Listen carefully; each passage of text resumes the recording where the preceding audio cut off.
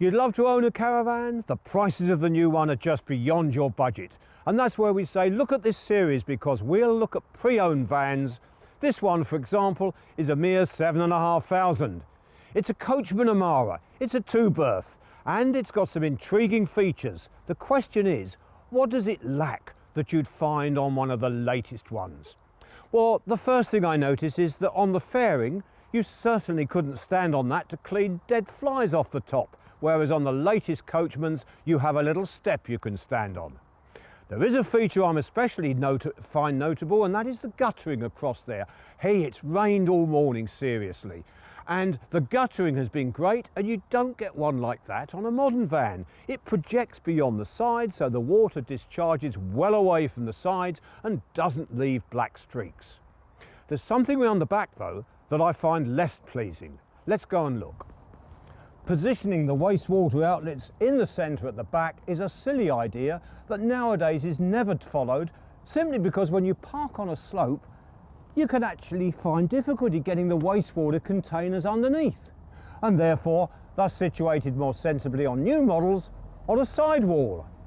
And talking about the sides, let's go inside. Our control panel right over the door.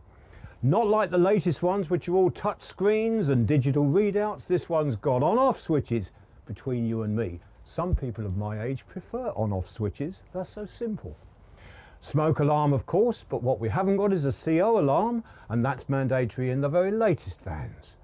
Turning to the kitchen, nice facilities, nice appliances, ideal for 2 people. But the one thing that you will get in a modern van is a microwave oven. That's where a microwave oven would normally be fitted. There is one. I've got this wrong. Unusual for a van from 2008. On checking, I can see bits of timber. This has been subsequently added. You wouldn't get this if it had been the original van. Now let's take a look at the front. This is interesting. Mains lighting, 230 volts. You don't get that in the very latest vans. More's the pity, because I like the quality of lights that comes from mains lighting. And over here, that's another example of a 230 volt fitting. Normally speaking, in the latest vans, they'll have 12 volt lights. Used to be halogen, and they would be halogen here. And that reading light, contrary to what I've just said, is actually LEDs. I find that surprising for 2008. I'll let you into a little secret. When I was hunting around, look what I found. Halogen bulbs. It was quite clear that the previous owner had decided to upgrade and had put LED fittings in all of the light units.